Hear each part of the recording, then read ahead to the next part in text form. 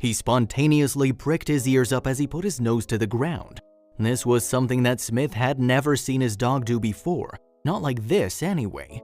They must have stumbled onto something huge. His big paws pressed into the soft soil. He was as still as a statue. He felt compelled to check out the tree that his dog was so interested in, but he knew it would be an ordeal all right. He could feel his pulse race as his palms became clammy. He wouldn't have believed what he'd stumbled on if he hadn't seen it with his own eyes. When the Smith family first laid eyes on Kyle, the grizzled ex-police dog, they fell in love with him instantly. He'd spent 8 years as a service dog and had just retired. He was ready to live out the rest of his life laying around being loved. After they adopted Kyle, the family loved nothing more than taking him on walks every day. They would often take him to the woodlands close to their home. Kyle loved to chase the squirrels he found even though he'd never catch them, but there was something else that caught his eye. It was like any other normal day walking Kyle until they noticed that something wasn't quite right. He was acting strange, he was tense, sniffing around with purpose. Maybe it was old reflexes from his days as a service dog. Either way, something was definitely off. Kyle had been to 2 other families before the Smiths. The last 2 were only temporary because he hadn't retired as a police dog yet and still had some more crime fighting to do.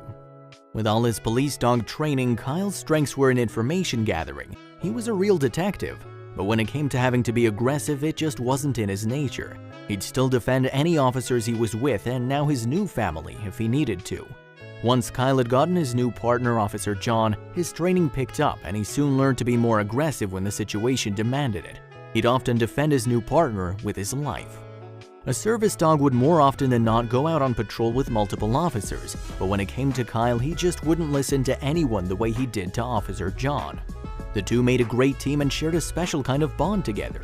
So the two were on permanent duty together. Kyle was even adopted by John.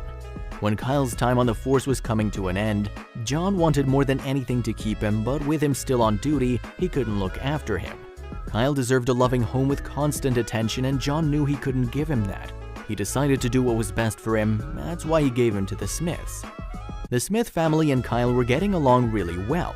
They ended up exercising way more than they used to because of the daily walks, and they felt reassured that they had a new guardian that would keep them safe, until they went for a normal walk in the woods one day.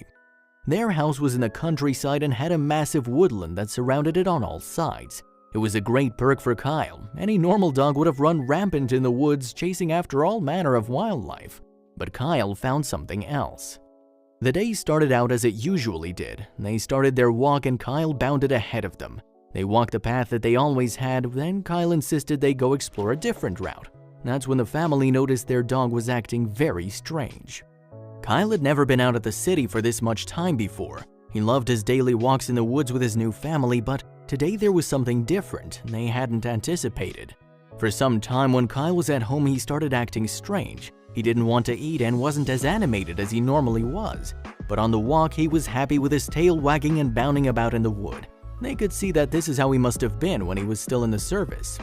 His old reflexes from his police days kicked in as he started burying his nose in the earth, following a trail only visible to him. The family tried to call him back to the path, but he was too focused on the scent. It wasn't out of the norm for a dog to sniff the ground sometimes on walks.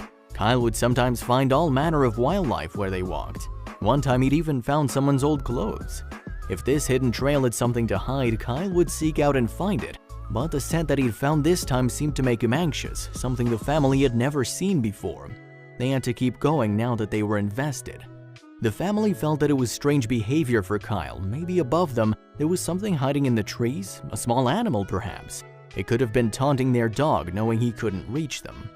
But as they looked up, all they saw were twisted branches where leaves would be in spring. Kyle had found something that so far was invisible to them. What had he found? The family started getting nervous too. Smith called him again, but it was no use. Instead, Kyle lay down frozen. Smith wasn't sure what to do, so he called John, Kyle's ex-partner. John explained that Kyle was trained to do this if he picked up a scent that was out of the ordinary or presented a danger. He told Smith to investigate the tree, but to be careful as it could be dangerous. Is it drugs? Smith thought. No, what he'd find was so much worse. As Smith approached the tree, he saw that the bark was loose. Kyle began to bark loudly. Feeling encouraged, Smith braced himself and peeled it back, revealing the hollow inside of the tree. After peering into the dark, suddenly his eyes focused and he jumped back. It wasn't drugs. Kyle, on high alert, awaited his follow-up command. Without a moment's hesitation, Smith pulled out his phone and called the only person he could think of. He shakily dialed John's number. With his voice trembling, he described exactly what Kyle had found in that old tree. John, highly disturbed and utterly incredulous, rushed to gather forensics experts before they all raced out to the scene. For John, the trip down to Kyle's new home was excruciating and took far longer than he realized. After 2 hours on the road, they were still driving. John had been so busy with work that he hadn't been to visit Kyle since he'd been adopted by the Smiths. He felt a stab of guilt about his old partner as they finally arrived. As soon as he sees the familiar side of the cruisers, Kyle can't contain his excitement. He runs toward John to a reunion that would drive you to tears. But with a serious matter to attend to, John soon made his way to the tree. He pulls back the tree bark. His heart races as Kyle urges him on with his barking. His eyes pop as he confirms the heinous sight Smith had described. What is it? Kyle had led them to a human skeleton that had been stashed within the tree.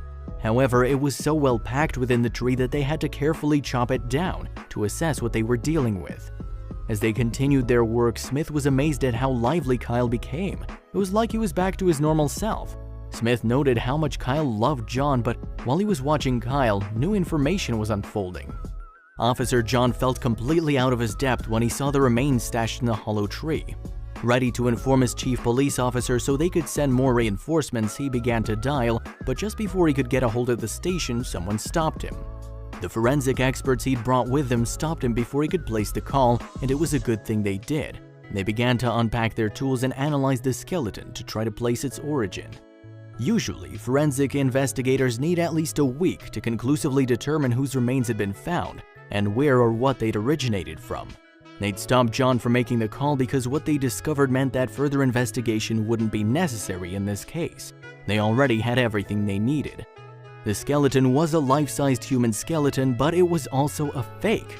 Someone must have planted it as a Halloween scare or prank within the tree bark and forgot about it. They laugh in relief, but what they couldn't understand is why Kyle would alert them to a situation like this.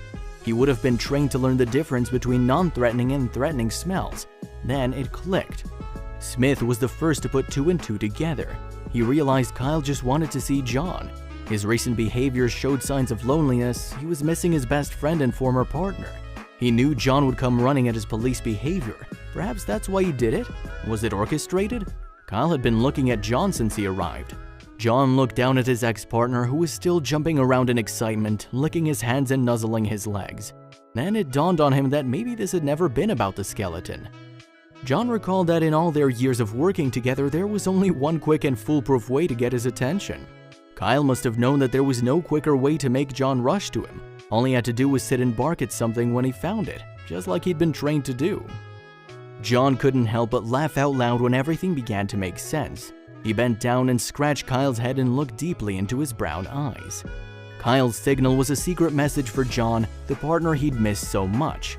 He'd missed him so deeply that he had to figure out how to see him again. Even though Kyle hadn't seen John since he moved to his new home, he remembers the days when they worked together and remains loyal.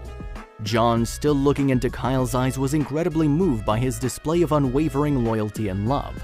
He decided to stay at the scene for a little longer so that he could spend some quality time with his ex-partner.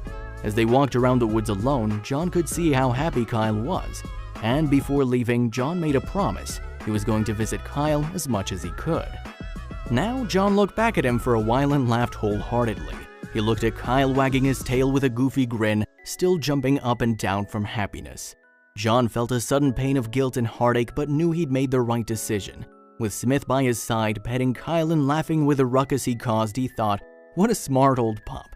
This story illustrates how little credit we give dogs, but sometimes a dog is smart enough to save an entire family.